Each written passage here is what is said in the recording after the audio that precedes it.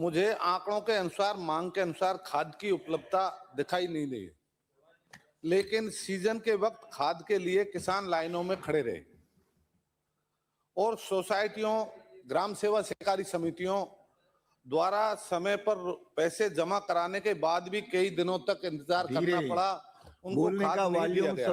थोड़ा रखें तो ज्यादातर खाद प्राइवेट डीलरों को उपलब्ध हुआ और वो जो प्राइवेट डीलरों को खाद उपलब्ध हुआ उसमें कालाबाजारी हुई। उनने मनमांगे दामों पर किसानों से पैसा वसूला। तो इसके मामले में मैं आपके माध्यम से माननीय मंत्री जी से पूछना चाहूंगा कि आगे किसानों को इसमें कैसे राहत मिल सकती है, कि हम प्राइवेट डीलरों की लूट को कैसे रोक सकते हैं और किसानों को सही दाम पर खाद ग्राम सेवा सहकारी समिति या अन्य कोई माध्यम सरकार के पास हो जो किसानों की इस तरह की लूट न हो। माननीय मंत्री जी।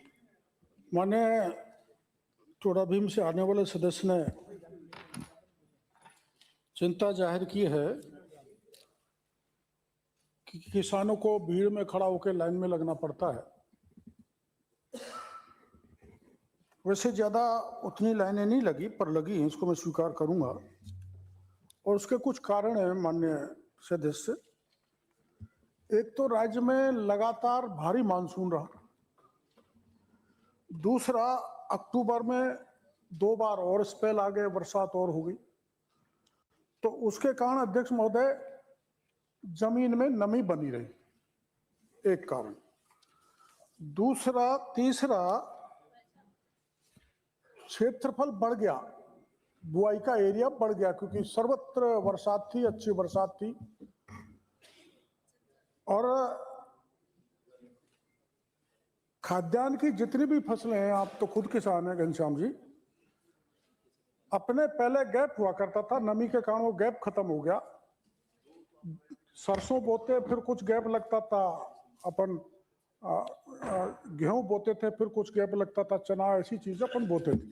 वो गैप नमी के कारण माननीय अध्यक्ष महोदय खत्म हो गया, इसलिए सतत बुआई किसान ने सरसों बोई तो गेहूं भी बो दिया, चना भी बो दिया, यूं उस कारण उसकी लगातार कंटिन्यूटी में किसान रहा, तो उसको खाद की जरूरत पड़ी और खाद की जरूरत के कारण उसको लाइन में कहीं कहीं, सर्वत्र नहीं, कहीं कहीं लगनी पड़ी। और ऐसी कोई अनहोनी नहीं हुई जो आमतौर पर पिछले शासनकाल में हुआ करती थी, लाठीचार्ज कर देना, गिरफ्तार कर देना, ये कुछ भी नहीं हुआ। दूसरा उन्होंने सवाल किया है कि ये ग्राम सेवा सहकारी समिति केवीएसएस को हमने जितनी भी सरकारी संस्थान है, स्पीकर महोदय, चाहे जीएसएस हो, चाहे केवीएसएस हो या एफपीओ हो, उनको हमने इफको, क्रिप्को और आईपीएल जो भारत सरकार की कंपनियां हैं, उनको हमने पूरी तरह से पाबंद किया कि आप अपनी सप्लाई केवल केवीएसएस, जीएसएस और एफपीओ देंगे और इसकी 80% पालना हमने कराई है। बाकी प्राइवेट जो कंपनियां हैं वो प्राइवेट रिटेलर्स को देते हैं, उस पर हम उतनी पाबंदी नहीं लगा सकते। फिर भी हमने कोशिश की है कि वो जीएसएस, केवीएसएस को भी खाद दें, तो खाद की कोई किल्लत नहीं रही। डिमांड से भी ज्यादा खाद हमको मिला है। मैं आपको आंकड़ा बताता हूं, 24-25 का बताओ, 25-26 का नहीं बता दो आप। 24-25 में माननीय सदस्य यूरिया 26.20 मैट्रिक टन की जगह हमारी इतनी डिमांड थी, हमको मिला 29.29 मैट्रिक टन, यानी 3.0 मैट्रिक टन अधिक मिला, 112% हमने यूरिया पाया।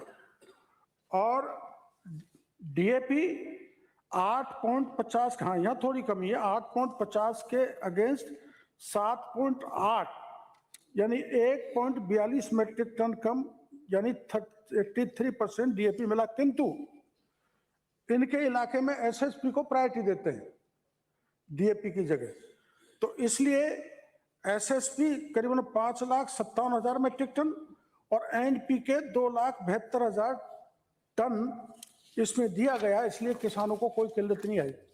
वैसे ही 2025-26 में यूरिया 25.52 मैट्रिक टन की मांग के अगेंस्ट में 29.06, यानी ये हमको ज्यादा मिला।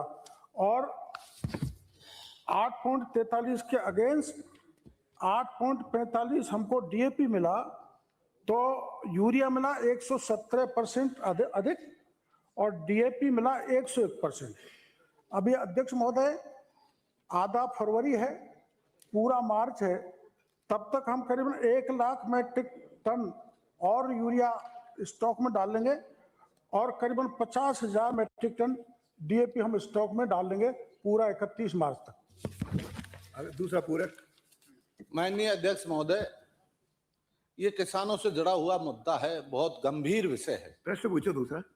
नकली खाद बेचने वाले और सीजन के वक्त कालाबाजारी करने में सरकार द्वारा क्या कार्रवाई की गई, और ऐसे माननीय मंत्री जी ने भी उसमें कार्रवाई की है, छापे दिए हैं, पर उसमें उजागर हुआ कि खाद मिट्टी से बनाया जा रहा है, बजरियों से बनाया जा रहा है, तो किसान हमारे देश का पेट पालन करता है, और उसके साथ अगर इस तरह का नकली खाद आ रहा है तो इसमें सरकार ने कितने लोगों को गिरफ्तार किया, कितनी कंपनियों को ब्लैकलिस्टेड किया और उनके खिलाफ क्या कार्रवाई हुई। तो आपके माध्यम से मेरा मंत्री जी से आग्रह रहेगा कि इस मामले को बहुत सख्ती से लें, आने वाले समय में ऐसे किसानों के साथ इस तरह का काम न हो, ऐसी पुनरावृत्ति दोबारा प्रदेश में नहीं होनी चाहिए। आप तो आप मेरे मामले में क्यों हर बार व्यवधान करते हो? आप मंत्री रहे हो, सांसद रहे हो, इतने बड़े ओहदे पर रहने के बाद आप इस तरह की बातें करते हो। उनसे बात नहीं करनी है, बात इधर करनी है। माननीय सदस्य, आप भी अपनी ओर ध्यान आकर्षित मत करो। श्रीचंद जी, आप भी अपनी ओर ध्यान आकर्षित मत करो, मैं बैठा हूँ।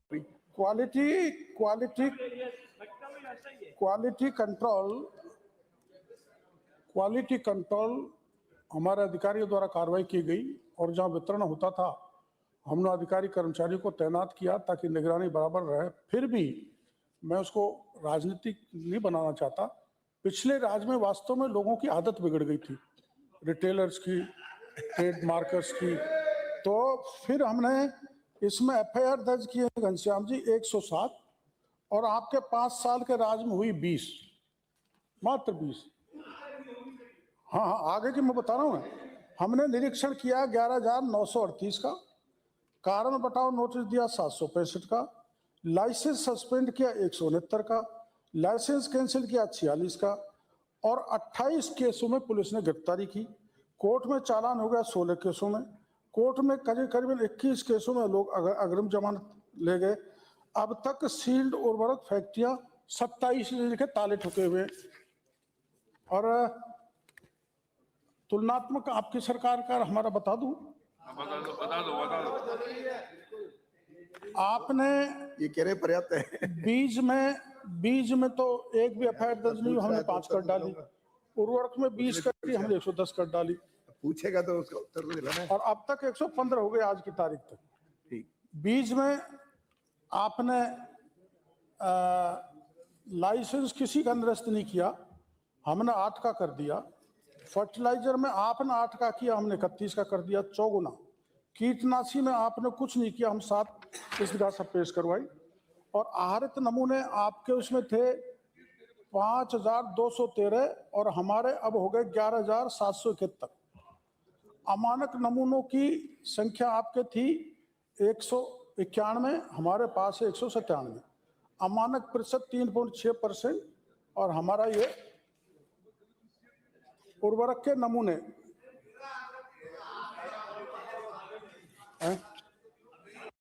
जो हो गया। चलो। पर आने वाले समय में किसानों के साथ इस तरह नकली खाद न मिले, टाइम पे खाद मिल जाए, ये मेरा आग्रह है। माननीय अध्यक्ष जी के द्वारा आपसे मेरा ये निवेदन है कि आने वाले सालों में ये बहुत गंभीर विषय है और किसानों के साथ जिस तरह होता है ये आगे नहीं होना चाहिए। वैसे तो आज कृषि की डिमांड है, मैं उन्हें बताऊंगा, लेकिन राजस्थान में जो कार्रवाई फर्टिलाइजर पेस्टिसाइड के लेके हुई, तो केंद्र ने यह निर्णय ले लिया है कि सीड में और फर्टिलाइजर पेस्टिसाइड में सख्त कानून लाया जाएगा, जिससे 10 से 20 साल की जगह 20 लाख की पेनल्टी होगी।